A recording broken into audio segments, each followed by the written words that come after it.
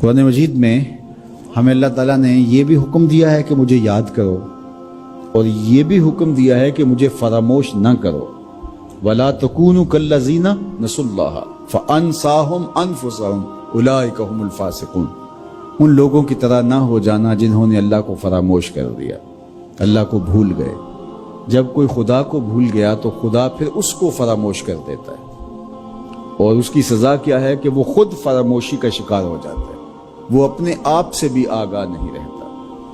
تو ہمیں جو حکم دیا گیا وہ ہے اللہ کو یاد کرنے کا۔ تو یاد کرنے کا ایک مفہوم یہ ہے کہ اللہ جل شانہ کی اطاعت کی جائے، اس کی فرما برداری کی جائے، اس کے احکام پر عمل پیرا ہوا جائے، نہ یہ ہے کہ اس کے احکام کو فراموش کر دیا جائے۔ یقول اللہ تبارک و تعالی، اللہ جل شانہ خود ارشاد فرماتا ہے، یہ حدیث قدسی ہے، فیما یروی عن ربہ، جو حضور اپنے رب سے روایت کرتے ہیں۔ اللہ جل شانہ کیا ارشاد فرماتا ہے، سنیے، انا عند ظن عبدی بی، میرا بندہ میرے بارے جو گمان کرتا ہے میں ایسے ہی معاملہ کرتا ہوں، یعنی بندے کو میرے سے جو گمان ہے تو میں اس کے مطابق معاملت فرماتا ہوں۔ وَأَنَا مَعَهُ إِذَا ذَكَرَنِي، اور جب وہ مجھے یاد کرتا ہے میں اس کے ساتھ ہی ہوتا ہوں۔ جب میرا بندہ مجھے یاد کرتا ہے تو میں اس کے ساتھ ہوتا ہوں۔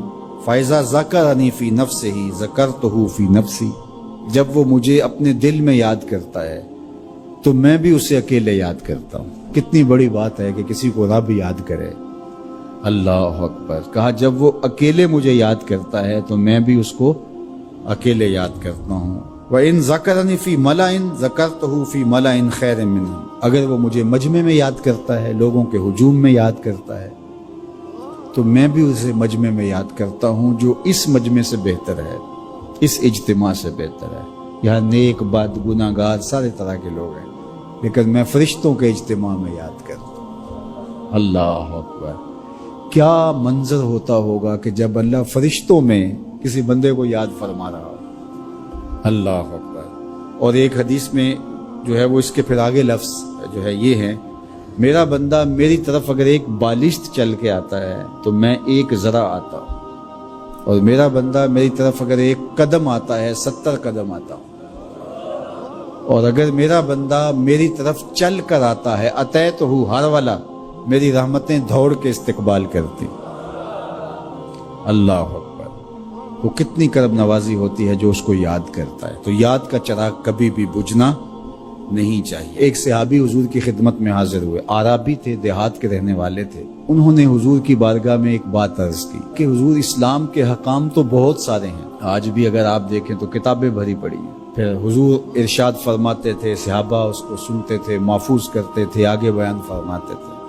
ان کا بہت سارے احکام ہیں اسلام کے، میں ایک دیہاتی شخص ہوں، مجھے کوئی ایک بات ارشاد کر دیجئے جو میرے لیے کافی ہو۔ تو آقا کریم نے اس شخص کو ایک بات ارشاد کی، فرمایا کہ ان تموتا ولسانک رطب من ذکر اللہ، تو اس حالت میں فوت ہو کہ تیری زبان اللہ کے ذکر سے تر ہو۔ 100 باتوں کی ایک بات ارشاد فرما دی، ان تموتا ولسانک رطب من ذکر اللہ، تو اس حالت میں انتقال کرے کہ تیری زبان اللہ کے ذکر سے تر ہو۔ میں اور آپ اپنی زندگی اس طرح سے گزاریں کہ موت اچانک آئے یا طبی موت آئے، جس حالت میں بھی ہمیں موت آئے تو ہماری زبان عادی ہو اللہ کے ذکر کی، ادھر سے سانس ٹوٹ رہی ہو اور ادھر لبوں پر اللہ کا نام جاری۔ جس شخص کا آخری کلمہ لا الہ الا اللہ ہوا، اللہ اس کو جنت میں داخل فرماتا ہے۔ اور کتنے خوش نصیب لوگ ہوتے ہیں کہ مرتے ہوئے جن کے لبوں پر اللہ کا باقاعدہ نام آتا ہے، اللہ کا ذکر ان کے لبوں کا وظیفہ ہوتا ہے۔ اور کچھ لوگ ان کو تلقین بھی کریں تو زبان پہ اللہ کا نام نہیں آ پاتا۔ اور ان میں سے ایک وہ شخص جو شراب کا عادی ہے یا کسی بھی نشہ آور چیز کو لیتا ہے، تو ایسے شخص کو مرتے ہوئے کلمہ نصیب نہیں ہوتا۔ جو اس کو دنیا کے اوپر سزائیں دی جاتی ہیں، ان سزاؤں میں سے ایک سزا یہ ہے کہ مرتے ہوئے اس کے لبوں پہ کلمہ نہیں آتا۔ اور علماء نے یہ بھی لکھا ہے کہ جو بے نماز ہے، نماز نہیں پڑھتا، مرتے ہوئے اس کے لبوں پہ بھی کلمہ جاری نہیں ہوتا۔